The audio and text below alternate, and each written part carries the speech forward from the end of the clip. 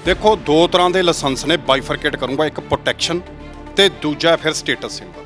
पंजाब दे विच हो की रहा है, पंजाब दे विच प्रोटैक्शन वाले जिहड़े केसिस ने वो शुक्ला साहब बहुत घट ने, बट जिहड़ा स्टेटस सिंबल है वो वध चुकिया है। लाइसेंस रद्द करके घुम्मण साहब मसले का हल हो जू? सर मैनू देखो, मैं स्पष्ट कहूँगा लीगल वैपन जिहड़े ने वो कदी मिसयूज नहीं होंदे। कानून ਦੀਆਂ ਕਿਤਾਬਾਂ ਇਹ ਸਾਡੇ ਲਈ ਨੇ, ਇਹਦੇ ਵਿੱਚ ਅਗਰ ਸਰਕਾਰ ਪ੍ਰਸ਼ਾਸਨ ਧੱਕਾ ਕਰਦਾ ਤਾਂ ਤੁਸੀਂ ਇਸ ਦੇ ਨਾਲ ਆਮ ਲੋਕਾਂ ਦੀ ਮਦਦ ਕਰੋਗੇ। ਅਗਰ ਇਹ ਲੱਗਦਾ ਹੈ ਕਿ ਹੁਣ ਅਸਲਾ ਧਾਰਕਾਂ ਦੇ ਨਾਲ ਧੱਕਾ ਹੋ ਰਿਹਾ ਹੈ, ਮੇਨ ਚੀਜ਼ ਆ, ਤਾਂ ਇਸ ਦੇ ਵਿੱਚ ਪ੍ਰੋਵੀਜ਼ਨ ਹੈ ਕਿ ਉਹ ਹਾਈ ਕੋਰਟ ਦੇ ਵਿੱਚ ਜਾਵੇ।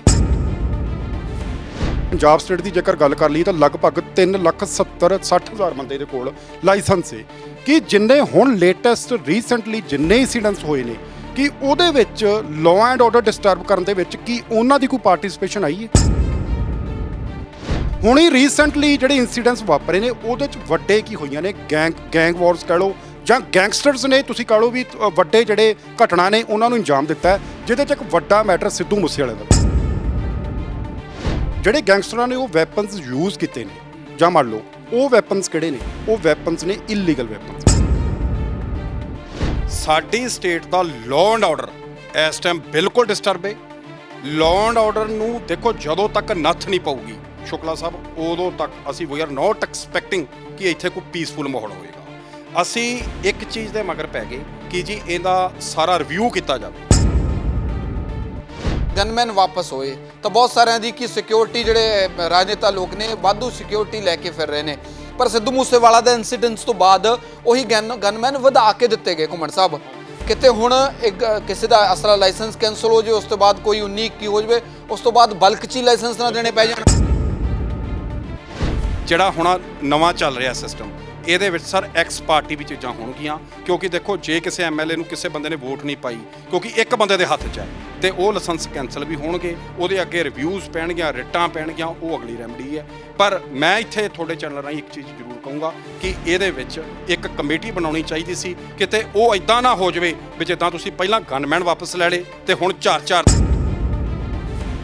ਹੁਣ ਜਿਹੜੇ ਅਸਲੇ ਲਾਇਸੈਂਸ ਡਿਸਟ੍ਰਿਕਟ ਮੈਜਿਸਟ੍ਰੇਟਸ ਨੇ, ਡੀਸੀਜ਼ ਨੇ ਦਿੱਤੇ ਨੇ, ਹੁਣ ਜੇਕਰ ਉਹ ਰੱਦ ਕਰ ਰਹੇ ਨੇ ਤਾਂ ਇਹਦਾ ਮਤਲਬ ਕੀ ਹੈ ਕਿ ਜਿਹੜੇ ਪਹਿਲਾਂ ਉਹਨਾਂ ਤੋਂ ਸੀਨੀਅਰ ਡੀਸੀ ਜਾਂ ਆਫੀਸਰ ਸੀਗੇ, ਇਹਦਾ ਮਤਲਬ ਫਿਰ ਉਹ ਗਲਤ ਅਸਲੇ ਜਿਹੜੇ ਲਾਇਸੈਂਸ ਨੇ ਉਹ ਦੇ ਕੇ ਗਏ ਨੇ।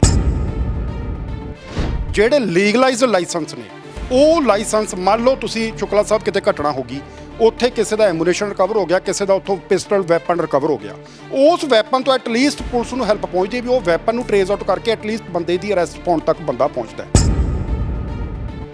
ਮੈਨੂੰ ਲੱਗਦਾ ਵੀ ਆਉਣ ਵਾਲੇ ਦਿਨਾਂ ਦੇ ਵਿੱਚ ਇਹ ਜਿਹੜੇ ਕੌਨਸੀਕੁਐਂਸਿਸ ਨੇ ਜਾਂ ਜਿਹੜੇ ਹਾਲਾਤ ਨੇ ਉਹ ਬੱਤਰ ਵੀ ਹੋ ਸਕਦੇ ਨੇ, ਕਿਉਂਕਿ ਜਿਹੜੇ ਮਾੜੇ ਅਨਸਰ ਨੇ ਉਹਨਾਂ ਨੇ ਟਲਣਾ ਨਹੀਂ। ਜਿਹੜੇ ਮਾੜੇ ਅਨਸਰ ਨੇ, ਜੇਕਰ ਤੁਸੀਂ ਉਹਨਾਂ ਦੇ ਤੁਸੀਂ ਲਾਇਸੈਂਸ ਰੱਦ ਵੀ ਕਰ ਦਿੰਦੇ ਹੋ ਤਾਂ ਜਾ ਕੇ ਆਊਟਰ ਸਟੇਟਾਂ ਤੋਂ ਜਾ ਕੇ ਜਿਹੜੇ ਆਪਾਂ ਦੇਸੀ ਕੱਟੇ, ਤਮਾਚੇ ਜਾਂ ਜਿਹਨੂੰ ਆਪਾਂ ਇਲੀਗਲ ਵੈਪਨ ਕਹਿ ਦਿੰਦੇ ਆ, ਉਹ ਜਾ ਕੇ ਖਰੀਦ ਕੇ ਲਿਆਉਣਗੇ, ਔਰ ਜਦੋਂ ਉਹ ਘਟਨਾ ਨੂੰ ਇਲਜ਼ਾਮ ਦੇਣਗੇ ਉੱਥੇ ਘਟਨਾ ਨੂੰ ਇਲਜ਼ਾਮ ਦੇ ਕੇ ਉੱਥੇ ਹੀ ਸੁੱਟ ਜਾਣਗੇ। ਔਰ ਸਾਨੂੰ ਇਹ ਵੀ ਚੀਜ਼ ਸਾਨੂੰ ਫਾਈਂਡ ਆਊਟ ਕਰਨ ਦੇ ਵਿੱਚ ਬੜੀ ਇੱਕ ਬਿਗ ਟਰਬਲ ਆਏਗੀ ਕਿ ਕਿਹੜਾ ਬੰਦਾ ਸੀ ਜਿਹੜਾ ਇਸ ਘਟਨਾ ਨੂੰ ਇਲਜ਼ਾਮ ਦੇ ਗਿਆ।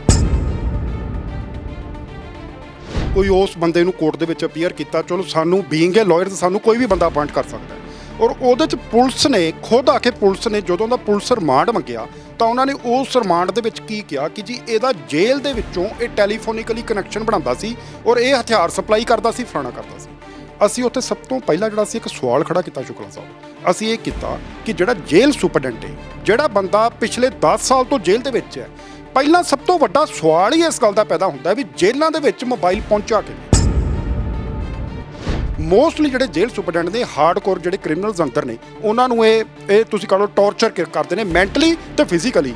ਫਿਰ ਉਹਨਾਂ ਨੂੰ ਕੀ ਕਰਦੇ ਨੇ ਕਿ ਜੇਕਰ ਤੇਰੀ ਅਸੀਂ ਸ਼ਿਫਟ ਕਰਨਾ ਹੈ, ਤੈਨੂੰ ਕਿਸੇ ਚੰਗੀ ਬੈਰਕ 'ਚ ਸ਼ਿਫਟ ਕਰਨਾ ਹੈ, ਉਹਦੇ ਕਰਕੇ ਸਾਨੂੰ ਤੁਸੀਂ ਪੈਸੇ ਲਿਆਓ। ਹੁਣ ਜਿਹੜਾ ਬੰਦਾ ਜੇਲ੍ਹ 'ਚ ਬੈਠਾ ਹੈ ਉਹ ਕੀ ਕਰੇਗਾ? ਉਹ ਫਾਈਨਲੀ ਕੀ ਕਰੇਗਾ? ਕਿਤੋਂ ਨਾ ਕਿਤੋਂ ਮੋਬਾਈਲ ਫੜੂ, ਮੋਬਾਈਲ ਫੜ ਕੇ ਉਹ ਕਿਸੇ ਬੰਦਿਆਂ ਨੂੰ ਹਾਇਰ ਕਰੇਗਾ, ਫਿਰ ਉਹ ਕੀ ਕਰਨਗੇ? ਉਹ ਐਕਸਟੋਰਸ਼ਨ ਕਰਨਗੇ ਜਾਂ ਬਲੈਕਮੇਲਿੰਗ ਕਰਨਗੇ, ਕਿਸੇ ਬੰਦੇ ਤੋਂ ਪੈਸਾ ਮੰਗਣਗੇ।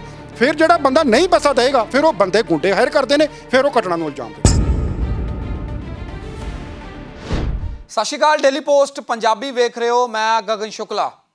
ਪੰਜਾਬ ਦੇ ਵਿੱਚ ਵਿਗੜੀ ਅਮਨੋ ਕਾਨੂੰਨ ਦੀ ਸਥਿਤੀ ਤੋਂ ਬਾਅਦ ਜੇ ਗੱਲ ਕੀਤੀ ਜਾਵੇ ਤਾਂ ਪੰਜਾਬ ਸਰਕਾਰ ਦੁਆਰਾ ਇੱਕ ਵੱਡਾ ਫੈਸਲਾ ਲਿਆ ਗਿਆ ਹੈ ਕਿ ਅਸਲਾ ਲਾਇਸੈਂਸ ਬਣਾਉਣ ਤੇ ਰੋਕ ਲਗਾ ਦਿੱਤੀ ਗਈ ਹੈ।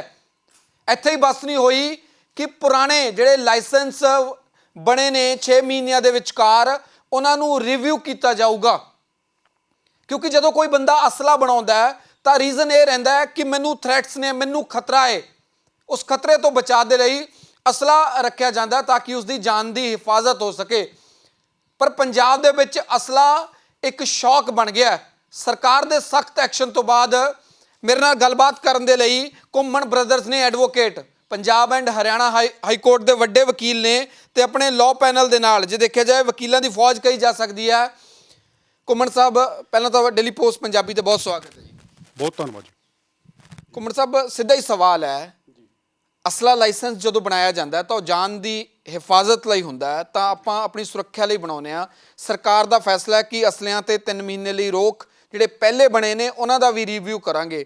ਇਸ ਫੈਸਲੇ ਨੂੰ ਕਾਨੂੰਨੀ ਮਾਹਿਰ ਦੇ ਤੌਰ ਤੇ ਤੁਸੀਂ ਕਿਵੇਂ ਆਂਕਦੇ ਹੋ? ਫੈਸਲਾ ਠੀਕ ਹੈ ਕਿ ਤੁਸੀਂ ਸਕਰੂਟਨਾਈਜ਼ ਕਰ ਲਓ, ਉਹਦੀ ਰੀਅਸੈਸਮੈਂਟ ਕਰ ਲਓ ਜਾਂ ਰਿਵਾਈਜ਼ ਕਰ ਲਓ, ਪਰ ਐਟਲੀਸਟ ਸਭ ਤੋਂ ਪਹਿਲਾਂ ਇਹ ਚੀਜ਼ ਨੂੰ ਜਾਂਚ ਲੈਣਾ ਚਾਹੀਦਾ ਹੈ ਕਿ ਜਿਹੜੇ ਲਾਅ ਐਂਡ ਆਰਡਰ ਦੀ ਜਿਹੜੀ ਸਥਿਤੀ ਖਰਾਬ ਹੋਈ ਹੈ ਆਪਣੀ ਸਟੇਟ 'ਚ, ਉਹਦਾ ਰੀਜ਼ਨ ਕੀ ਹੋਇਆ ਹੈ।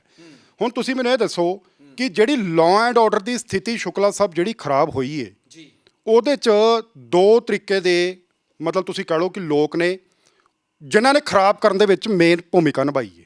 ਠੀਕ ਹੈ, ਦੇਖੋ ਇੱਕ ਲੋਕ ਉਹ ਨੇ ਜਿਨ੍ਹਾਂ ਨੂੰ ਖਾਸ ਤੌਰ ਤੇ ਡਿਸਟ੍ਰਿਕਟ ਮੈਜਿਸਟ੍ਰੇਟ DC ਸਾਹਿਬ ਵੱਲੋਂ ਲਾਇਸੈਂਸ ਦਿੱਤੇ ਗਏ ਨੇ। ਹੁਣ ਇੱਥੇ ਜਾਂਚਣ ਵਾਲੀ ਜਿਹੜੀ ਗੱਲ ਹੈ ਉਹ ਇਹ ਹੈ ਸ਼ੁਕਲਾ ਸਾਹਿਬ ਕਿ ਜਿਹੜੇ ਲਾਇਸੈਂਸ ਸ਼ੁਦਾ ਲੋਕ ਨੇ ਜਿਨ੍ਹਾਂ ਨੂੰ ਆਰਮ ਲਾਇਸੈਂਸ DC ਸਾਹਿਬ ਨੇ ਦਿੱਤੇ ਨੇ, ਕਿ ਜਿਹੜੀ ਜਰਨਲ ਪਬਲਿਕ ਜਿਨ੍ਹਾਂ ਦੇ ਕੋਲ ਮੈਨੂੰ ਲੱਗਦਾ ਆਪਣੇ ਪੰਜਾਬ ਸਟੇਟ ਦੀ ਜੇਕਰ ਗੱਲ ਕਰ ਲਈ ਤਾਂ ਲਗਭਗ 3,70,60,000 ਬੰਦੇ ਦੇ ਕੋਲ ਲਾਇਸੈਂਸ ਹੈ, ਕਿ ਜਿੰਨੇ ਹੁਣ ਲੇਟੈਸਟ ਰੀਸੈਂਟਲੀ ਜਿੰਨੇ ਇੰਸੀਡੈਂਟਸ ਹੋਏ ਨੇ ਕਿ ਉਹਦੇ ਵਿੱਚ ਲਾਅ ਐਂਡ ਆਰਡਰ ਡਿਸਟਰਬ ਕਰਨ ਦੇ ਵਿੱਚ ਕੀ ਉਹਨਾਂ ਦੀ ਕੋਈ ਪਾਰਟਿਸਿਪੇਸ਼ਨ ਆਈ ਹੈ। ਇਹ ਗੱਲ ਇੱਕ ਵੱਡੀ ਦੇਖਣ ਵਾਲੀ ਹੈ। ਹੁਣ ਹੀ ਰੀਸੈਂਟਲੀ ਜਿਹੜੇ ਇੰਸੀਡੈਂਟਸ ਵਾਪਰੇ ਨੇ ਉਹਦੇ 'ਚ ਵੱਡੇ ਕੀ ਹੋਈਆਂ ਨੇ, ਗੈਂਗ ਵਾਰਸ ਕਹਿ ਲਓ ਜਾਂ ਗੈਂਗਸਟਰਸ ਨੇ, ਤੁਸੀਂ ਕਹਿ ਲਓ ਵੀ ਵੱਡੇ ਜਿਹੜੇ ਘਟਨਾ ਨੇ ਉਹਨਾਂ ਨੂੰ ਅੰਜਾਮ ਦਿੱਤਾ ਹੈ, ਜਿਹਦੇ 'ਚ ਇੱਕ ਵੱਡਾ ਮੈਟਰ ਸਿੱਧੂ ਮੂਸੇਵਾਲੇ ਦਾ ਵੀ ਹੈਗਾ। ਸੋ ਹੁਣ ਇੱਥੇ ਆ ਕੇ ਜੇਕਰ ਦੇਖਿਆ ਜਾਵੇ ਤਾਂ ਹੁਣ ਜਿਹੜੇ ਗੈਂਗਸਟਰਾਂ ਨੇ ਉਹ ਵੈਪਨਸ ਯੂਜ਼ ਕੀਤੇ ਨੇ, ਜਾਂ ਮੰਨ ਲਓ ਉਹ ਵੈਪਨਸ ਕਿਹੜੇ ਨੇ, ਉਹ ਵੈਪਨਸ ਨੇ ਇਲੀਗਲ ਵੈਪਨਸ ਨੇ। ਲੀਗਲਾਈਜ਼ਡ ਵੈਪਨ ਕੋਈ ਨਹੀਂ ਯੂਜ਼ ਹੋਇਆ। ਸਿੱਧੂ ਮੂਸੇਵਾਲੇ ਦੀ ਗੱਲ ਕਰ ਲਈ, ਉਹਦੇ ਵਿੱਚ ਕਿਹੜੇ ਵੈਪਨਸ ਯੂਜ਼ ਹੋਏ? ਉਹ ਵੈਪਨਸ ਯੂਜ਼ਡ ਹੋਏ ਜਿਹੜੇ ਅਸੀਂ ਲਾਇਸੈਂਸ ਸ਼ੁਦਾ ਵੈਪਨ ਕੋਈ ਨਹੀਂ, ਜਿਹ 'ਚ 147 ਜਾਂ ਜਿਹੜੇ ਤੁਸੀਂ ਜਿਹਨੂੰ ਆਪਾਂ ਕਹਿ ਲਈਏ ਕਿ ਆਪਾਂ ਪ੍ਰੋਹਿਬਿਟਡ ਬੋਰਸ ਆਪਾਂ ਕਹਿ ਦਿੰਦੇ ਹਾਂ, ਪੀ ਬੋਰ ਜਿਹਨੂੰ ਆਪਾਂ ਕਹਿੰਦੇ ਹਾਂ। ਠੀਕ ਹੈ, ਆਮ ਲੋਕਾਂ ਦੇ ਕੋਲ ਜਿਹੜੇ ਨੇ NP ਬੋਰ ਨੇ। ਸੋ ਇੱਥੇ ਆ ਕੇ ਮੈਂ ਤੁਹਾਨੂੰ ਇਹ ਗੱਲ ਦੱਸਣਾ ਚਾਹੁੰਦਾ ਕਿ ਸਭ ਤੋਂ ਪਹਿਲਾਂ ਸਰਕਾਰ ਨੂੰ ਇਸ ਚੀਜ਼ ਦੀ ਅਸੈਸਮੈਂਟ ਕਰਨੀ ਚਾਹੀਦੀ ਸੀ, ਇੰਸਟੈਡ ਆਫ ਕਿ ਜਿਹੜੇ ਇਲੀਗਲ ਵੈਪਨਸ ਜਿਹੜੇ ਲੋਕ ਯੂਜ਼ ਕਰਦੇ ਨੇ ਉਹਦੇ 'ਤੇ ਕੋਈ ਸਖਤ ਫੈਸਲਾ ਸਰਕਾਰ ਕਰਦੀ, ਜਾਂ ਤੁਸੀਂ ਕਹਿ ਲਓ ਵੀ ਜਿਹੜੀਆਂ ਘਟਨਾ ਨੂੰ ਅੰਜਾਮ ਦੇ ਕੇ ਉਹ ਲੋਕ ਜਿਹੜੇ ਐਡੀਆਂ ਵੱਡੀਆਂ ਘਟਨਾ ਨੂੰ ਅੰਜਾਮ ਦੇ ਗਏ ਉਹਨਾਂ ਦੇ ਖਿਲਾਫ ਕੋਈ ਇਮੀਡੀਏਟ ਕੋਈ ਸਖਤ ਕਾਰਵਾਈ ਸਰਕਾਰ ਪਾਉਂਦੀ। ਉਹਦੇ ਨਾਲ ਉਹਨਾਂ ਨੇ ਕੀਤਾ ਕੀ ਹੈ ਕਿ ਉਧਰ ਕਾਰਵਾਈ ਪਾਉਣ ਦੀ ਬਜਾਏ ਇੱਧਰਲੇ ਪਾਸੇ ਅਸੈਸਮੈਂਟ ਸ਼ੁਰੂ ਕਰ ਲਈ। ਔਰ ਇੱਥੇ ਆ ਕੇ ਸ਼ੁਕਲਾ ਸਾਹਿਬ ਮੈਂ ਇੱਕ ਚੀਜ਼ ਹੋਰ ਵੀ ਕਹਿਣੀ ਚਾਹੁੰਦਾ, ਮੈਂ ਇਹ ਗੱਲ ਕਹਿਣੀ ਚਾਹੁੰਦਾ ਕਿ ਜਿਹੜੀ ਤੁਸੀਂ ਰੀਅਸੈਸਮੈਂਟ ਸ਼ੁਰੂ ਕੀਤੀ ਹੈ, ਜਿਵੇਂ ਹੁਣ ਅਸੀਂ ਆਮ ਕਰਕੇ ਅਸੀਂ ਸੋਸ਼ਲ ਮੀਡੀਆ ਦੇ ਉੱਪਰ ਕੀ ਦੇਖਦੇ ਹਾਂ ਕਿ ਪਿਛਲੇ 9 ਦਿਨਾਂ ਦੇ ਵਿੱਚ ਜੀ 900 ਜਿਹੜਾ ਸੀ ਉਹ ਰੱਦ ਕਰਤਾ। ਹੁਣ ਇੱਥੇ ਆ ਕੇ ਇੱਕ ਬੜੀ ਵੱਡਾ ਇੱਕ ਸਵਾਲ ਖੜਾ ਹੁੰਦਾ ਕਿ ਜਿਹੜੇ ਕਿਸੇ DC ਸਾਹਿਬ ਨੇ ਜਾਂ SSP ਸਾਹਿਬ ਨੇ ਕਿਸੇ ਨੂੰ ਲਾਇਸੈਂਸ ਦਿੱਤਾ ਹੈ ਤਾਂ ਐਟਲੀਸਟ ਤੁਸੀਂ ਉਹਨੂੰ ਸ਼ੋ ਕੋਜ਼ ਨੋਟਿਸ ਦੇਵੋ, ਐਟਲੀਸਟ ਉਹ ਆ ਕੇ ਆਪਣੀ ਜਸਟੀਫਿਕੇਸ਼ਨ ਜ਼ਾਹਰ ਕਰੇ ਕਿ ਮੈਨੂੰ ਜੀ ਅੱਜ ਦੀ ਡੇਟ ਦੇ ਵਿੱਚ ਵੀ ਆਹ ਥ੍ਰੈਟ ਹੈ। ਸੋ ਜੇਕਰ ਉਹ ਨਹੀਂ ਜਸਟੀਫਾਈਡ ਕਰ ਪਾਉਂਦਾ ਤਾਂ ਫਿਰ ਤੁਸੀਂ ਉਹਦੇ ਖਿਲਾਫ ਤੁਸੀਂ ਉਹਦਾ ਜਿਹੜਾ ਅਸਲਾ ਲਾਇਸੈਂਸ ਹੈ ਉਹਨੂੰ ਰੱਦ ਕਰ ਸਕਦੇ ਹੋ। ਦਿਸ ਇਜ਼ ਨੋਟ ਦੀ ਵੇ ਕਿ ਤੁਸੀਂ ਇਹ against the natural principal of justice ਹੈ ਵੀ ਤੁਸੀਂ ਬਿਨਾਂ ਨੋਟਿਸ ਦਿੱਤਿਆਂ ਸਿੱਧਾ ਹੀ ਚੁੱਕ ਕੇ ਉਹਦਾ ਲਾਇਸੈਂਸ ਜਿਹੜਾ ਸੀ ਉਹਨੂੰ ਆਪਾਂ ਰੱਦ ਕਰਤਾ।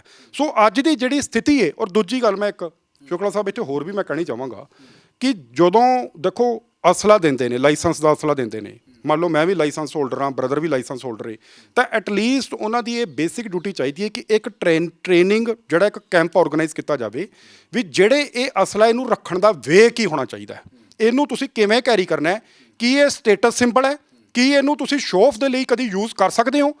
ਇਹ ਜਿਹੜੀਆਂ ਕੰਡੀਸ਼ਨਸ ਨੇ। ਔਰ ਤੀਜੀ ਗੱਲ ਇਹ ਹੈ ਕਿ ਜੇਕਰ ਤੁਸੀਂ ਇਹ ਸਾਰੀਆਂ ਚੀਜ਼ਾਂ ਨੂੰ ਗਲੋਰੀਫਾਈ ਕਰਦੇ ਹੋ ਤਾਂ ਫਿਰ ਤੁਹਾਡਾ ਜਿਹੜਾ ਅਸਲਾ ਲਾਇਸੈਂਸ ਹੈ ਕੈਂਸਲ ਹੋਏਗਾ।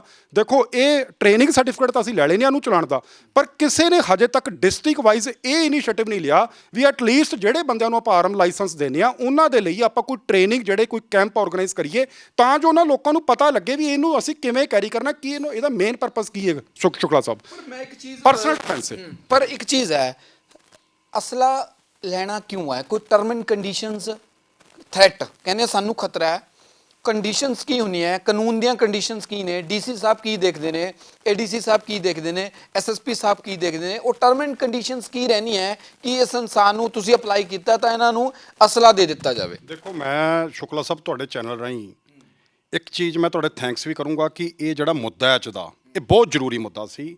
ਲੋਕਾਂ ਨੂੰ ਅਸੀਂ ਜਾਗਰੂਕ ਵੀ ਕਰਨਾ ਹੈ। ਦੇਖੋ, ਦੋ ਤਰ੍ਹਾਂ ਦੇ ਲਾਇਸੈਂਸ ਨੇ, ਬਾਈਫਰਕੇਟ ਕਰੂੰਗਾ, ਇੱਕ ਪ੍ਰੋਟੈਕਸ਼ਨ ਤੇ ਦੂਜਾ ਫਿਰ ਸਟੇਟਸ ਸਿੰਬਲ। ਪੰਜਾਬ ਦੇ ਵਿੱਚ ਹੋ ਕੀ ਰਿਹਾ ਹੈ, ਪੰਜਾਬ ਦੇ ਵਿੱਚ ਪ੍ਰੋਟੈਕਸ਼ਨ ਵਾਲੇ ਜਿਹੜੇ ਕੇਸਿਸ ਨੇ ਉਹ ਸ਼ੁਕਲਾ ਸਾਹਿਬ ਬਹੁਤ ਘੱਟ ਨੇ, ਬਟ ਜਿਹੜਾ ਸਟੇਟਸ ਸਿੰਬਲ ਹੈ ਉਹ ਵੱਧ ਚੁੱਕਿਆ ਹੈ। ਸਾਡੀ ਸਟੇਟ ਦੇ ਵਿੱਚ ਇਸ ਟਾਈਮ ਵਿਆਹਾਂ ਦੇ ਵਿੱਚ ਵੀ ਆਪਾਂ ਦੇਖ ਰਹੇ ਹਾਂ, ਸ਼ਾਦੀਆਂ 'ਚ ਘਟਨਾ ਜਿੱਥੇ ਹੁੰਦੀ ਹੈ ਵਿਆਹ ਸ਼ਾਦੀਆਂ ਦੀ ਆਪਾਂ ਦੇਖਦੇ ਹਾਂ। ਸਾਡੀ ਸਟੇਟ ਦੇ ਵਿੱਚ ਸਰ ਜਿਹੜੀ ਪ੍ਰੋਟੈਕਸ਼ਨ ਵਾਲਾ ਸੀਗਾ ਕ੍ਰਾਈਟੇਰੀਆ, ਉਹ ਪਿੱਛੇ ਛੱਡ ਕੇ ਸਟੇਟਸ ਸਿੰਬਲ ਵਾਲਾ ਜਿਹੜਾ ਹੈ ਉਹ ਅੱਗੇ ਕਰ ਲਿਆ ਗਿਆ। ਹੁਣ ਇਹਦਾ ਇੱਕ ਰੀਜ਼ਨ ਹੈ, ਮੈਂ ਤੁਹਾਨੂੰ ਇੱਕ ਗੱਲ ਦੱਸਦਾ ਇਹਦੇ ਵਿੱਚ। ਦੇਖੋ, ਜਦੋਂ ਵੀ ਕੋਈ ਬੰਦਾ ਅਸਲਾ ਲਾਇਸੈਂਸ ਅਪਲਾਈ ਕਰਦਾ ਹੈ, ਉਹਦਾ ਮੈਨੂੰ ਨਹੀਂ ਲੱਗਦਾ ਵੀ ਜਦੋਂ ਕੋਈ ਕ੍ਰਾਈਟੇਰੀਆ ਬੇਸਿਕਲੀ ਹੁੰਦਾ ਹੈ, ਉਹ ਕੀ ਚਾਹੀਦਾ ਹੈ ਕਿ ਇਹਨੂੰ ਇਸ ਅਸਲੇ ਦੀ ਜ਼ਰੂਰਤ ਹੈਗੀ ਹੈ। ਉਹ ਹੁੰਦਾ ਕੀ ਹੈ ਜੀ, ਕਿਸੇ ਐਮਐਲਏ ਤੋਂ ਫੋਨ ਕਰਾ ਲਓ, ਲਾਇਸੈਂਸ ਮਿਲ ਜਾਵੇ। ਹੁਣ ਸਰ, ਮੈਂ ਸ਼ੁਕਲਾ ਸਾਹਿਬ ਤੁਹਾਡੇ ਚੈਨਲ ਰਾਹੀਂ ਇੱਕ ਚੀਜ਼ ਬੜੀ ਕਲੀਅਰ ਕਰੂੰਗਾ ਅੱਜ। ਸਾਡੀ state the law and order ਇਸ ਟਾਈਮ ਬਿਲਕੁਲ ਡਿਸਟਰਬ ਹੈ। ਲਾਅ ਐਂਡ ਆਰਡਰ ਨੂੰ ਦੇਖੋ, ਜਦੋਂ ਤੱਕ ਨੱਥ ਨਹੀਂ ਪਊਗੀ ਸ਼ੁਕਲਾ ਸਾਹਿਬ, ਉਦੋਂ ਤੱਕ ਅਸੀਂ ਵੀ ਆਰ ਨੋਟ ਐਕਸਪੈਕਟਿੰਗ ਕਿ ਇੱਥੇ ਕੋਈ ਪੀਸਫੁਲ ਮਾਹੌਲ ਹੋਏਗਾ। ਅਸੀਂ ਇੱਕ ਚੀਜ਼ ਦੇ ਮਗਰ ਪੈ ਗਏ ਕਿ ਜੀ ਇਹਦਾ ਸਾਰਾ ਰਿਵਿਊ ਕੀਤਾ ਜਾਵੇ। ਡੀਸੀ ਦੇ ਕੋਲ ਇੱਕ ਅਸਲਾ ਬ੍ਰਾਂਚ ਹੈ, ਉਹਨੇ ਸਰ ਚੈੱਕ ਕਰਕੇ ਥਰੂ ਪੁਲਿਸ ਵੈਰੀਫਿਕੇਸ਼ਨ ਹੁੰਦੀ ਹੈ, ਐਦਾਂ ਲਾਇਸੈਂਸ ਨਹੀਂ ਮਿਲਦੇ। ਉਹਦੇ ਵਿੱਚ ਸਰ 10-12 ਚੀਜ਼ਾਂ ਨੇ, ਤੁਹਾਡਾ ਮੈਡੀਕਲ ਹੋਣਾ ਹੈ, ਡੋਪ ਟੈਸਟ ਹੋਣਾ ਹੈ, ਉਹ ਸਾਰੀਆਂ ਚੀਜ਼ਾਂ ਪੂਰੀਆਂ ਕਰਕੇ ਹੀ ਕਿਸੇ ਨੂੰ ਅਸਲਾ ਦਿੱਤਾ ਜਾਂਦਾ ਹੈ। ਔਰ 3 ਸਾਲ ਹੀ ਦਿੱਤਾ ਜਾਂਦਾ ਹੈ। ਹੁਣ ਉਹਦੀ ਮਿਆਦ ਮੇਰੇ ਖਿਆਲ ਸ਼ਾਇਦ 5 ਸਾਲ ਕਰਤੀ।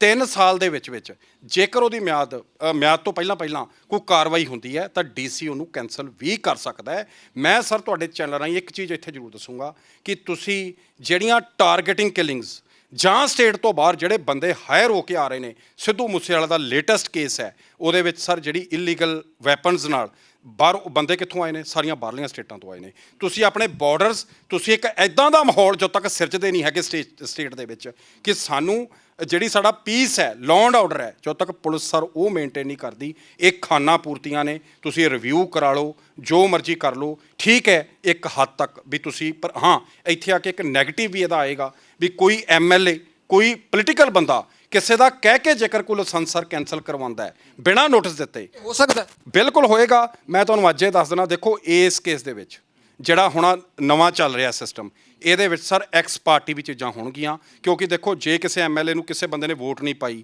ਕਿਉਂਕਿ ਇੱਕ ਬੰਦੇ ਦੇ ਹੱਥ 'ਚ ਹੈ, ਤੇ ਉਹ ਲਾਇਸੈਂਸ ਕੈਂਸਲ ਵੀ ਹੋਣਗੇ, ਉਹਦੇ ਅੱਗੇ ਰਿਵਿਊਜ਼ ਪੈਣਗੀਆਂ, ਰਿਟਾਂ ਪੈਣਗੀਆਂ, ਉਹ ਅਗਲੀ ਰੈਮਡੀ ਹੈ।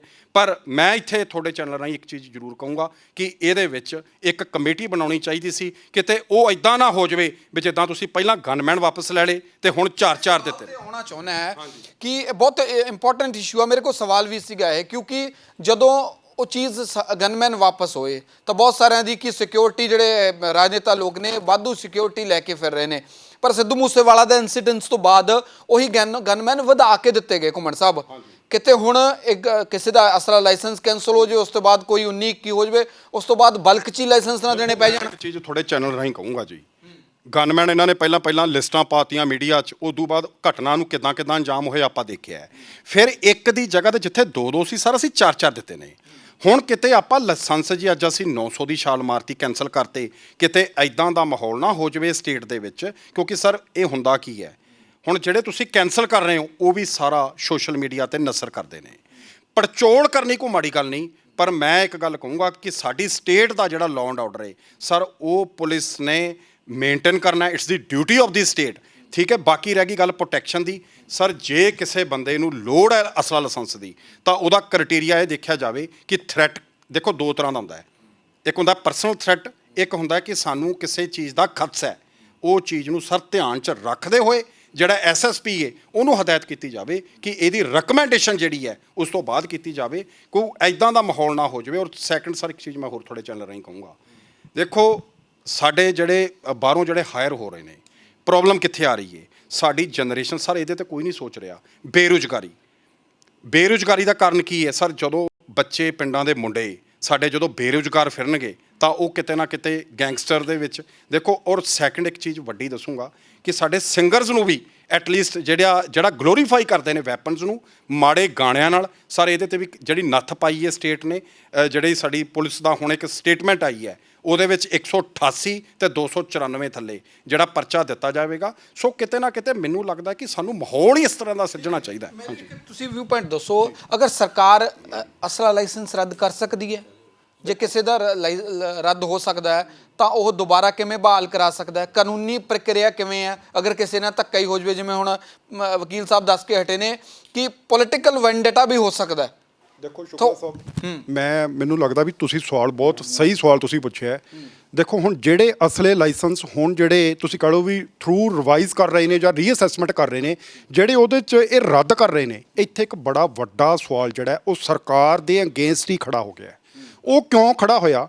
ਕਿਉਂਕਿ ਜਿੰਨੇ ਅਸਲੇ ਦਿੱਤੇ ਨੇ, ਦੇਖੋ ਇਹ ਕਿਸੇ ਛੋਟੇ ਆਫੀਸਰ ਕੋਲ ਜਾਂ ਕਿਸੇ ਆਮ ਪੋਲੀਟੀਕਲ ਬੰਦੇ ਦੇ ਹੱਥ 'ਚ ਨਹੀਂ ਹੈਗੇ ਵੀ ਕਿਸੇ ਨੂੰ ਆਰਮ ਦਾ ਲਾਇਸੈਂਸ ਇਸ਼ੂ ਕਰ ਦੇਣਾ।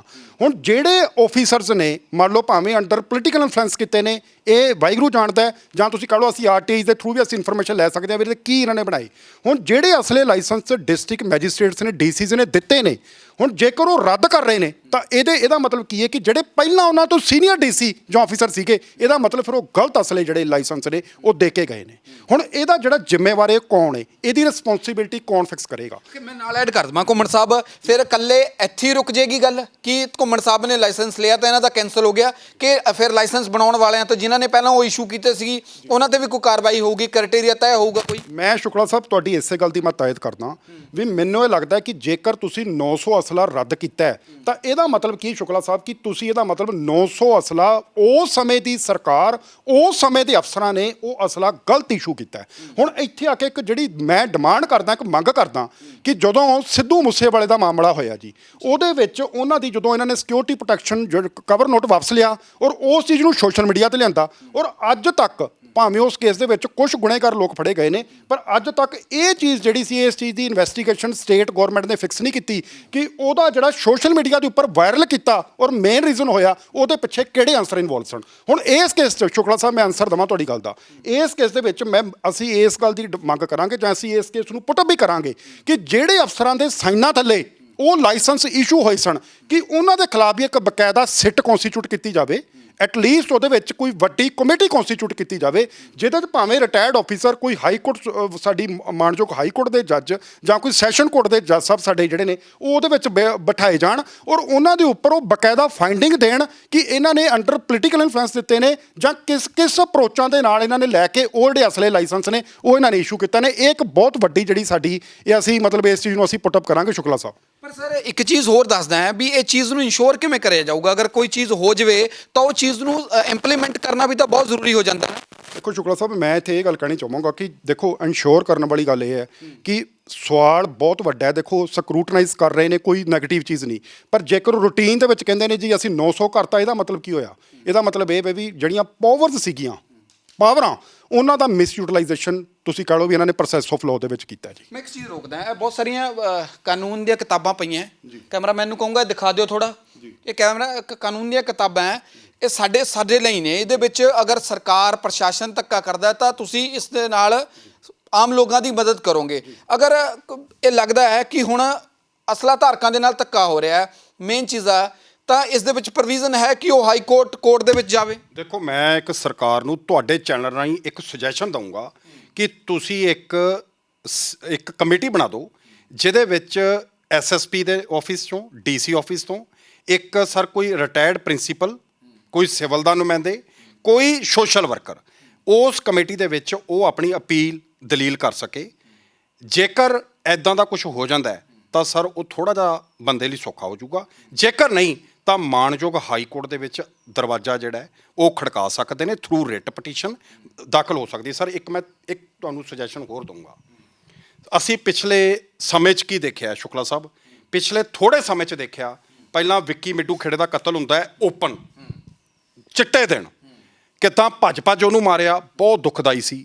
ਉਸ ਤੋਂ ਬਾਅਦ ਦੇਖੋ ਪੁੱਤ ਸਾਡੇ ਪੰਜਾਬ ਦੇ ਨੇ, ਉਸ ਤੋਂ ਬਾਅਦ ਸੰਦੀਪ ਅੰਨੀਆਂ ਦਾ ਕਤਲ, ਸੰਦੀਪ ਨੰਗਲ ਅੰਬੀਆਂ ਹੋ ਗਿਆ, ਸਿੱਧੂ ਮੂਸੇਵਾਲਾ ਹੋ ਗਿਆ, ਵਿੱਕੀ ਮਿੱਡੂ ਖੇੜਾ ਹੋ ਗਿਆ, ਸੂਰੀ ਹੋ ਗਿਆ, ਚਾਹੇ ਕੋਈ ਵੀ ਹੋਵੇ। ਦੇਖੋ ਮੈਂ ਇੱਕ ਚੀਜ਼ ਕਹੂੰਗਾ ਕਿ ਦੇਖੋ ਸੰਦੀਪ ਨੰਗਲ ਅੰਬੀਆਂ ਮਾਰਿਆ, ਮੈਨੂੰ ਇੱਕ ਚੀਜ਼ ਦਾ ਦੁੱਖ ਜ਼ਰੂਰ ਹੈ ਸਾਡੇ ਸਿਸਟਮ ਤੋਂ ਕਿ ਯਾਰ ਸਟੇਟ ਜਿਹੜੀ ਹੈ ਜਦੋਂ ਕਤਲ ਹੁੰਦਾ ਹੈ 2-3 ਦਿਨ ਉਹ ਬੜਾ ਟੀਵੀਜ਼ ਤੇ ਵੀ ਚੱਲਦਾ ਹੈ, ਪੁਲਿਸ ਆਫੀਸਰ ਦੀ ਪੀਸੀਜ਼ ਵੀ ਦੇਖਿਆ ਨੇ, ਪ੍ਰੈਸ ਕਾਨਫਰੰਸਿਸ ਵੀ ਹੁੰਦੀਆਂ, ਪਰ ਨੰਗਲ ਅੰਬੀਆਂ ਦੀ ਵਾਈਫ ਤੇ ਉਹਦੇ ਬੱਚੇ ਮੈਂ ਇਨਸਾਫ ਮੰਗਦੇ ਦੇਖੇ ਨੇ।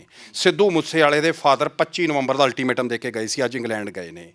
ਜਿਹੜਾ ਵਿੱਕੀ ਮਿੱਡੂ ਖੇੜਾ ਹੈ ਸਰ, ਉਹਦੇ ਬ੍ਰਦਰ ਨੂੰ ਅਸੀਂ ਰੋਂਦੇ ਨੂੰ ਦੇਖਿਆ, ਗਏ ਕਿਤੇ ਪੰਜਾਬ ਦੇ। ਔਰ ਇਹ ਕਤਲ ਸਰ ਕਿੰਨੇ ਕੀਤੇ ਨੇ ਭਾਜੀ? ਇਹ ਕਤਲ ਬਾਹਰੋਂ ਟਾਰਗੇਟਿੰਗ ਕਿਲਿੰਗ ਹਾਇਰ ਹੋਏ ਨੇ ਬੰਦੇ, ਭਾਵੇਂ ਉਹ ਵਿੱਕੀ ਮਿੱਡੂ ਖੇੜਾ ਸੀ, ਉਹ ਹਰਿਆਣੇ ਦੇ ਸੀ, ਕੁਛ ਦਿੱਲੀ ਦੇ ਫੜੇ, ਸਿੱਧੂ ਪੰਜਾਬ ਦੇ ਪੁੱਤ ਨਹੀਂ ਸੀ। ਮੈਂ ਸਿਰਫ ਇਹ ਕਹਿਣਾ ਚਾਹੁੰਦਾ ਕਿ ਦੇਖੋ ਇੱਕ ਚੀਜ਼ ਮੈਂ ਤੁਹਾਡੇ ਚੈਨਲ ਰਾਹੀਂ ਬੜੀ ਕਲੀਅਰ ਕਰੂੰਗਾ ਕਿ ਸਰ ਦੇਖੋ ਪੰਜਾਬ ਦੇ ਵਿੱਚ ਪੰਜਾਬ ਦਾ ਪੁੱਤ ਡੇ ਬਾਏ ਡੇ ਜਾ ਰਹੇ ਨੇ। ਅਸੀਂ ਪੰਜਾਬ ਦੇ ਵਿੱਚ ਜਾਗ ਜੇ, ਸਰਕਾਰ ਹਜੇ ਵੀ ਜਾਗ ਜੇ, ਲਾਅ ਐਂਡ ਆਰਡਰ ਨੂੰ ਇਸ ਤਰੀਕੇ 'ਚ ਕੀਤਾ ਜਾਵੇ। ਜਿਹੜੇ ਬਾਰਡਰ ਨੇ ਸਰ, ਦੇਖੋ ਬਾਰਡਰ ਡਰੋਨ ਰਾਹੀਂ ਹਥਿਆਰ ਆ ਰਹੇ ਨੇ। ਸਵਾਲ ਲੈ ਲਓ ਮੇਰੇ ਨਾਲ, ਇਸੇ ਨਾਲ ਜੁੜਿਆ। ਸਰਕਾਰ ਬਦਲ ਗਈ, ਇਸ ਤੋਂ ਪਹਿਲਾਂ ਕੈਪਟਨ ਸਾਹਿਬ ਸੀਗੇ, ਚੰਨੀ ਆ ਗਏ, ਹੁਣ ਮੁੱਖ ਮੰਤਰੀ ਪੰਜਾਬ ਭਗਵੰਤ ਮਾਨ ਨੇ। ਲਾਅ ਐਂਡ ਆਰਡਰ ਦੀ ਸਥਿਤੀ ਆਂਕਲਨ ਨੇ ਆ ਪਿੱਛੇ ਜੇ ਦੇਖਿਆ ਜਾਵੇ ਤਾਂ ਹੁਣ ਨੂੰ ਲੈ ਕੇ ਕਿਵੇਂ ਦੇਖਦੇ ਹੋ? ਕਿਉਂਕਿ ਸਕਰੀਏ ਬਹੁਤ ਸਾਰੀ ਚੀਜ਼ ਹੈ, ਜੇਲ੍ਹਾਂ ਦੇ ਵਿੱਚੋਂ ਸੰਪਰਕ ਹੁੰਦੇ ਨੇ, ਜੇਲ੍ਹਾਂ ਦੇ ਵਿੱਚੋਂ ਪਲੈਨਿੰਗਸ ਹੁੰਦੀਆਂ ਨੇ, ਵੈਪਨਸ ਆਉਂਦੇ ਨੇ, ਕਿੱਥੋਂ ਆਉਂਦੇ ਨੇ, ਬਹੁਤ ਸਾਰੀ ਚੀਜ਼ਾਂ ਨੇ। ਹਾਲਾਂਕਿ ਪੋਲੀਟੀਕਲੀ ਲੋਕ ਤਾਂ ਬਹੁਤ ਲੜਦੇ ਨੇ, ਪਰ ਇਸ ਚੀਜ਼ ਦੇ ਜਿਹੜੇ ਅਨਸਰ ਨੇ ਉਹਨਾਂ ਤੇ ਨੱਥ ਪਾਉਣ ਚ ਕਿਤੇ ਨਾ ਕਿਤੇ ਇਸ ਚੀਜ਼ ਦਾ ਮੈਂ ਤੁਹਾਨੂੰ ਜਵਾਬ ਦੇਣਾ ਜੀ। ਮੈਂ ਬ੍ਰਦਰ ਨੂੰ ਪਤਾ ਇਸ ਗੱਲ ਦਾ, ਜੇ ਹੁਣੀ ਨਾ ਕਿਸੇ ਕੋਈ ਬਹੁਤ ਵੱਡਾ ਕੋਈ ਕ੍ਰਿਮੀਨਲ, ਤੁਸੀਂ ਕਹ ਲਓ, ਮੈਂ ਨਾਮ ਨਹੀਂ ਲਵਾਂਗਾ, ਕੋਈ ਉਸ ਬੰਦੇ ਨੂੰ ਕੋਰਟ ਦੇ ਵਿੱਚ ਅਪੀਅਰ ਕੀਤਾ, ਚਲੋ ਸਾਨੂੰ ਬੀਇੰਗ ਏ ਲਾਇਰ ਸਾਨੂੰ ਕੋਈ ਵੀ ਬੰਦਾ ਅਪਾਇੰਟ ਕਰ ਸਕਦਾ ਹੈ। ਔਰ ਉਹਦੇ 'ਚ ਪੁਲਿਸ ਨੇ ਖੁਦ ਆ ਕੇ, ਪੁਲਿਸ ਨੇ ਜਦੋਂ ਦਾ ਪੁਲਿਸ ਰਿਮਾਂਡ ਮੰਗਿਆ ਤਾਂ ਉਹਨਾਂ ਨੇ ਉਸ ਰਿਮਾਂਡ ਦੇ ਵਿੱਚ ਕੀ ਕਿਹਾ ਕਿ ਜੀ ਇਹਦਾ ਜੇਲ੍ਹ ਦੇ ਵਿੱਚੋਂ ਇਹ ਟੈਲੀਫੋਨਿਕਲੀ ਕਨੈਕਸ਼ਨ ਬਣਾਉਂਦਾ ਸੀ ਔਰ ਇਹ ਹਥਿਆਰ ਸਪਲਾਈ ਕਰਦਾ ਸੀ, ਫਲਾਣਾ ਕਰਦਾ ਸੀ।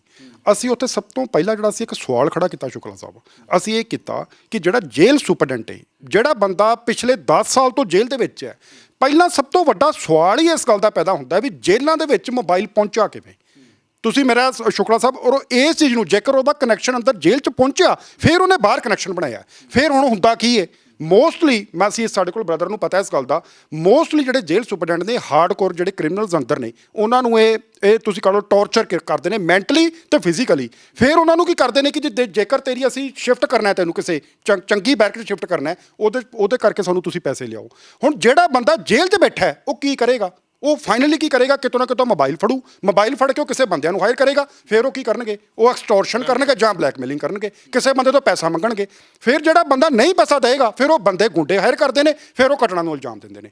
ਸੋ ਇਹ ਸਾਰੀ ਚੀਜ਼ ਦੇ ਵਿੱਚ ਜ਼ਿੰਮੇਵਾਰ ਕੌਣ ਹੈ? ਰਿਸਪੌਂਸਿਬਿਲਟੀ ਕਿਹਦੀ ਫਿਕਸ ਹੁੰਦੀ ਹੈ? ਮੇਰੇ ਅਸੀਂ ਉਸ ਦਿਨ ਅਸੀਂ ਕੋਰਟ 'ਚ ਵੀ ਪਿੰਨ ਪੁਆਇੰਟ ਕੀਤਾ ਕਿ ਜਿਹੜਾ ਜੇਲ੍ਹ ਸੁਪਰਡੈਂਟ ਹੈ, ਇਮੀਡੀਏਟਲੀ ਉਹਦੇ ਖਿਲਾਫ ਰਿਸਪੌਂਸਿਬਿਲਟੀ ਫਿਕਸ ਕੀਤੀ ਜਾਵੇ। ਤੇ ਉਹਨੂੰ ਆਪ ਪੁਲਿਸ ਕਹਿ ਰਹੀ ਹੈ ਕਿ ਜੀ ਉਹਦਾ ਅੰਦਰ ਜੇਲ੍ਹ ਦੇ ਵਿੱਚ ਉਹਨੇ ਮੋਬਾਈਲ ਥਰੂ ਚੈਨਲ ਬਣਾਇਆ, ਤਾਂ ਫਿਰ ਇਹ ਤਾਂ ਸੈਲਫ ਐਡਮਿਸ਼ਨ ਹੈ ਜੀ, ਅਦਰਵਾਈਜ਼।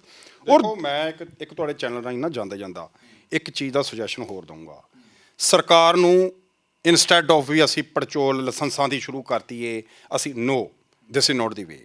ਤੁਹਾਨੂੰ sir how to educate the people, ਤੁਹਾਨੂੰ ਸੈਮੀਨਾਰਸ ਲਾਣੇ ਪੈਣਗੇ, ਸਾਨੂੰ ਲੋਕਾਂ ਨੂੰ ਦੱਸਣਾ ਪਊਗਾ ਕਿ ਲਾਇਸੈਂਸ ਰੱਦ ਕਰਕੇ ਘੁੰਮਣ ਸਾਹਿਬ ਮਸਲੇ ਦਾ ਹੱਲ ਹੋ ਜੂ। ਸਰ ਮੈਨੂੰ ਦੇਖੋ, ਮੈਂ ਸਪਸ਼ਟ ਕਹੂੰਗਾ, ਲੀਗਲ ਵੈਪਨ ਜਿਹੜੇ ਨੇ ਉਹ ਕਦੀ ਮਿਸਯੂਜ਼ ਨਹੀਂ ਹੁੰਦੇ।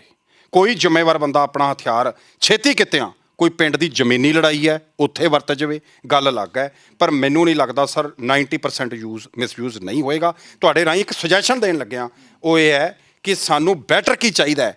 ਅਸੀਂ ਆਪਣੇ ਲੋਕਾਂ ਨੂੰ ਦੇਖੋ, ਸਾਨੂੰ ਇੰਪਲੋਇਮੈਂਟ ਇਸ ਟਾਈਮ ਜਿਹੜਾ ਪੰਜਾਬ ਦੀ ਜਵਾਨੀ ਹੈ ਸਰ, ਮੇਰੇ ਕੋਲ ਰੀਸੈਂਟਲੀ ਕੇਸ ਆਇਆ ਮਰਿੰਡੇ ਦਾ, ਬਾਹਰੋਂ ਕਿਸੇ ਬੰਦੇ ਨੇ, ਕਿਸੇ ਏਜੰਸੀ ਨੇ ਉਹਨੂੰ ਹਾਇਰ ਕਰ ਲਿਆ, ਉਹ ਪੋਸਟਰ ਰੈਫਰੈਂਡਮ ਦੇ ਲਾਇਆ। 4 ਧੀਆਂ ਦਾ ਇੱਕ ਭਰਾ ਰੈਫਰੈਂਡਮ ਵਾਲਾ ਪੋਸਟਰ ਲਾਣ ਕਦ ਲਈ ਗਿਆ ਕਿ 1000 ਰੁਪਏ ਦਾ ਲਾਲਚ ਸੀ ਵੀ 500 ਰੁਪਈਆ ਦਿਹਾੜੀ ਚੱਲਦੀ ਏ ਤੇ ਉੱਥੇ ਮੈਨੂੰ 1000 ਧਰਮਸ਼ਾਲਾ ਗਏ ਸੀ ਸਰ, ਇੱਥੇ ਮਰਿੰਡੇ ਦੀ ਗੱਲ ਹੈ ਜੀ। ਹਾਂਜੀ, ਹਿਮਾਚਲ 'ਚ 1000 ਰੁਪਏ ਦੇ ਪਿੱਛੇ ਸਰ ਲਾਲਚ ਕੀਤਾ ਉਹਨਾਂ ਨੇ, ਉਹ ਪੋਸਟਰ ਲਾਤੇ। ਅੱਜ ਭਾਜੀ ਉਹ ਬੰਦਾ 1 ਸਾਲ ਦਾ ਸ਼ੁਕਲਾ ਸਾਹਿਬ ਅੰਦਰ ਤੜਫ ਰਿਹਾ ਔਰ ਉਹਦਾ ਪਰਿਵਾਰ ਸਾਡੇ ਕੋਲ ਆਇਆ। ਉਹਦਾ ਇੱਕ ਰੀਜ਼ਨ ਕੀ ਸੀ? ਉਸ ਮੁੰਡੇ ਤੇ ਕੋਈ ਕੇਸ ਨਹੀਂ, ਰੀਜ਼ਨ ਸਿਰਫ ਇੱਕ ਸੀ, 1000 ਰੁਪਏ ਦਾ ਲਾਲਚ। ਸੋ ਮੈਂ ਇਹ ਕਹੂੰਗਾ ਸਰਕਾਰ ਨੂੰ ਕਿ ਤੁਸੀਂ ਇਸ ਚੀਜ਼ ਦਾ ਤਵੱਜੋ ਦਿਓ, ਆਪਾਂ ਲੋਕਾਂ ਨੂੰ ਐਜੂਕੇਟ ਕਰੀਏ, ਐਦਾਂ ਦਾ ਮਾਹੌਲ ਸਿਰਜੀਏ ਕਿ ਕਿਸੇ ਲਾਇਸੈਂਸ ਦੀ, ਕਿਸੇ ਬੁਲਟ ਪ੍ਰੂਫ ਗੱਡੀ ਦੀ, ਕਿਸੇ ਬੁਲਟ ਪ੍ਰੂਫ ਜੈਕਟ ਦੀ ਲੋੜ ਹੀ ਨਾ ਪਵੇ। ਇੱਕ ਮੈਂ ਲਾਸਟ ਦੇ ਵਿੱਚ ਬਿਲਕੁਲ ਜਾਂਦੇ ਜਾ ਮੈਂ ਲਾਸਟ ਦੇ ਵਿੱਚ ਇੱਕ ਚੀਜ਼ ਕਹਿਣਾ ਚਾਹੂੰਗਾ ਕਿ ਦੇਖੋ, ਲਾਇਸੈਂਸ ਰੱਦ ਕਰਕੇ ਕੋਈ ਮਸਲੇ ਦਾ ਹੱਲ ਨਹੀਂ। ਜਿਹੜੇ ਲੀਗਲਾਈਜ਼ਡ ਲਾਇਸੈਂਸ ਨੇ, ਉਹ ਲਾਇਸੈਂਸ ਮੰਨ ਲਓ ਤੁਸੀਂ ਸ਼ੁਕਲਾ ਸਾਹਿਬ ਕਿਤੇ ਘਟਨਾ ਹੋ ਗਈ, ਉੱਥੇ ਕਿਸੇ ਦਾ ਐਮੂਨੇਸ਼ਨ ਰਿਕਵਰ ਹੋ ਗਿਆ, ਕਿਸੇ ਦਾ ਉੱਥੋਂ ਪਿਸਟਲ ਵੈਪਨ ਰਿਕਵਰ ਹੋ ਗਿਆ, ਉਸ ਵੈਪਨ ਤੋਂ ਐਟਲੀਸਟ ਪੁਲਿਸ ਨੂੰ ਹੈਲਪ ਪਹੁੰਚਦੀ ਵੀ ਉਹ ਵੈਪਨ ਨੂੰ ਟਰੇਸ ਆਊਟ ਕਰਕੇ ਐਟਲੀਸਟ ਬੰਦੇ ਦੀ ਅਰੈਸਟ ਪਾਉਣ ਤੱਕ ਬੰਦਾ ਪਹੁੰਚਦਾ ਹੈ। ਹੁਣ ਤੁਸੀਂ ਮੈਨੂੰ ਦੱਸੋ ਕਿ ਜਿਹੜੇ ਆਪਾਂ ਅਸਲੇ ਇਹਦੇ ਕਨਸੀਕੁਐਂਸਿਸ ਬਹੁਤ ਮਤਲਬ ਗਲਤ ਜਾਣਗੇ। ਮੈਨੂੰ ਲੱਗਦਾ ਵੀ ਆਉਣ ਵਾਲੇ ਦਿਨਾਂ ਦੇ ਵਿੱਚ ਇਹ ਜਿਹੜੇ ਕਨਸੀਕੁਐਂਸਿਸ ਨੇ ਜਾਂ ਜਿਹੜੇ ਹਾਲਾਤ ਨੇ ਉਹ ਬੱਤਰ ਵੀ ਹੋ ਸਕਦੇ ਨੇ, ਕਿਉਂਕਿ ਜਿਹੜੇ ਮਾੜੇ ਅਨਸਰ ਨੇ ਉਹਨਾਂ ਨੇ ਟਲਣਾ ਨਹੀਂ। ਜਿਹੜੇ ਮਾੜੇ ਅਨਸਰ ਨੇ ਜੇਕਰ ਤੁਸੀਂ ਉਹਨਾਂ ਦੇ ਤੁਸੀਂ ਲਾਇਸੈਂਸ ਰੱਦ ਵੀ ਕਰ ਦਿੰਦੇ ਹੋ ਤਾਂ ਜਾ ਕੇ ਆਊਟਰ ਸਟੇਟਾਂ ਤੋਂ ਜਾ ਕੇ ਜਿਹੜੇ ਆਪਾਂ ਦੇਸੀ ਕੱਟੇ ਤਮਾਚੇ ਜਾਂ ਜਿਹਨੂੰ ਆਪਾਂ ਇਲੀਗਲ ਵੈਪਨ ਕਹਿ ਦਿੰਦੇ ਆ ਉਹ ਜਾ ਕੇ ਖਰੀਦ ਕੇ ਲਿਆਉਣਗੇ, ਔਰ ਜਦੋਂ ਉਹ ਘਟਨਾ ਨੂੰ ਇਲਜ਼ਾਮ ਦੇਣਗੇ ਉੱਥੇ ਘਟਨਾ ਨੂੰ ਇਲਜ਼ਾਮ ਦੇ ਕੇ ਉੱਥੇ ਹੀ ਸੁੱਟ ਜਾਣਗੇ। ਔਰ ਸਾਨੂੰ ਇਹ ਵੀ ਚੀਜ਼ ਸਾਨੂੰ ਫਾਈਂਡ ਆਊਟ ਕਰਨ ਦੇ ਵਿੱਚ ਬੜੀ ਇੱਕ ਬਿਗ ਟਰਬਲ ਆਏਗੀ ਕਿ ਕਿਹੜਾ ਬੰਦਾ ਸੀ ਜਿਹੜਾ ਇਸ ਘਟਨਾ ਨੂੰ ਇਲਜ਼ਾਮ ਦੇ ਗਿਆ। ਸੋ ਮੈਂ ਬ੍ਰਦਰ ਦੀ ਗੱਲ ਨੂੰ ਮੈਂ ਐਂਡ ਦੇ ਵਿੱਚ ਆ ਕੇ ਮੈਂ ਵੱਡੀ ਕਰਦਾ ਕਿ ਐਟਲੀਸਟ ਸੀਐਮ ਸਾਹਿਬ ਨੂੰ ਗੁਜ਼ਾਰਿਸ਼ ਹੈ ਵੀ ਇਸ ਤਰੀਕੇ ਦਾ ਆਪਾਂ ਪੰਜਾਬ ਦਾ ਮਾਹੌਲ ਸਿਰਜੀਏ ਵੀ ਅਸੀਂ ਸਾਨੂੰ ਕਿਸੇ ਨੂੰ ਵੈਪਨ ਦੀ ਲੋੜ ਨਾ ਪਵੇ, ਔਰ ਪਰਿਵਾਰਾਂ ਦੇ ਵਿੱਚ ਰਹਿੰਦੇ ਆ ਸਾਨੂੰ ਸਾਰਿਆਂ ਨੂੰ ਆਪਣੇ ਆਪ ਨੂੰ ਸੁਰੱਖਿਅਤ ਆਪਾਂ ਫੀਲ ਕਰੀਏ ਕਿ ਅਸੀਂ ਸਾਰੇ ਸੁਰੱਖਿਅਤ ਹਾਂ। ਤੇ ਐਟਲੀਸਟ ਜਿਹੜੇ ਜਿੰਨੇ ਲਾਇਸੈਂਸ ਹੋਲਡਰ ਲੋਕ ਨੇ ਉਹ ਆਪਣੇ ਜਾ ਕੇ ਜਿਹੜੇ ਲਾਇਸੈਂਸ ਨੇ ਜਾਂ ਆਪਣੇ ਵੈਪਨਸ ਨੇ ਉਹ ਜਾ ਕੇ ਖੁਦ ਬ ਖੁਦ ਜਾ ਕੇ ਸਰੈਂਡਰ ਕਰ ਦੇਣ। ਪਰ ਇਹ ਤਾਂ ਬਣੇਗਾ ਜੇਕਰ ਪੀਸ ਐਂਡ ਹਾਰਮੋਨੀ ਜਿਹੜੀ ਬਿਟਵੀਨ ਸਾਡੇ ਸਾਰੀ ਸਮਾਜ ਦੇ ਵਿੱਚ ਜੇਕਰ ਅਸੀਂ ਉਹਨੂੰ ਤਵੱਜੋ ਦਿੰਦੇ ਆ ਤਾਂ ਉਹਦੇ ਵਿੱਚ ਫਿਰ ਜਾ ਕੇ ਉਹਦੀ ਜਿਹੜੀ ਮੇਨਟੇਨ ਉਹਨੂੰ ਕਰ ਸਕਦੇ। ਮੈਂ ਇੱਕ ਸੁਜੈਸ਼ਨ ਮੈਂ ਜਾਂਦਾ ਜ਼ਰੂਰ ਦਊਂਗਾ ਆਪਣੇ ਲੀਡਰ ਸਾਹਿਬਾਨ ਨੂੰ ਵੀ ਕਿ ਪੰਜਾਬ ਦੇ ਵਿੱਚ ਕੋਈ ਬੰਦਾ ਕਿਸੇ ਧਰਮ ਦੇ ਖਿਲਾਫ, ਸਰ ਅਸੀਂ ਸੈਕੂਲਰ ਹਾਂ, ਸਾਨੂੰ ਇਹ ਸਿਖਾਇਆ ਜਾਂਦਾ ਹੈ। ਔਰ ਮੈਂ ਸੀਐਮ ਸਾਹਿਬ ਨੂੰ ਤੁਹਾਡੇ ਚੈਨਲ ਰਾਹੀਂ ਇੱਕ ਗੁਜ਼ਾਰਿਸ਼ ਕਰੂੰਗਾ। ਮੈਂ ਗੁਜਰਾਤ ਸਰ ਇੱਕ ਵਿਜ਼ਿਟ ਕਰਕੇ ਆਇਆ, ਪਿੱਛੇ ਜੇ ਮੌਕਾ ਮਿਲ ਗਿਆ ਜਾਣ ਦਾ। ਸਰ ਹਰ 25-30 ਕਿਲੋਮੀਟਰ ਬਾਅਦ ਇੰਡੀਆ ਦਾ ਇੱਕ ਫਲੈਗ ਮਿਲਦਾ ਸੀ ਵੱਡਾ, ਔਰ ਦੇਖ ਕੇ ਖੁਸ਼ੀ ਹੁੰਦੀ ਸੀ, ਪਿਆਰ ਆਉਂਦਾ ਸੀ। ਮੈਂ ਕਹੂੰਗਾ ਕਿ ਸਾਡੇ ਪੰਜਾਬ ਦੇ ਵਿੱਚ ਸਟੇਟਾਂ ਦੇ ਵਿੱਚ ਮੈਂ ਤਾਂ ਕਹਿੰਦਾ through out India prime minister ਨੂੰ ਕਹੂੰਗਾ ਕਿ ਤੁਸੀਂ ਇੱਦਾਂ ਦਾ ਮਾਹੌਲ ਬਣਾ ਦਿਓ ਕਿ ਘਰ ਘਰ ਦੇ ਵਿੱਚ ਜਿਹੜੀ ਨੈਸ਼ਨੈਲਿਟੀ ਨਾਲ ਪਿਆਰ ਜਿਹੜਾ ਹੈ ਉਹ ਤੁਹਾਡੇ 'ਚ ਤਾਂ ਆਊਗਾ ਜੇਕਰ ਆਪਾਂ ਫਲੈਗ ਨੂੰ ਬਾਰ-ਬਾਰ ਦੇ ਬਰਾਬਰਤਾ ਹੋਏਗੀ। ਸੋ ਹਰੇਕ ਧਰਮ ਨੂੰ ਬਰਾਬਰ ਕੀਤਾ ਜਾਵੇ।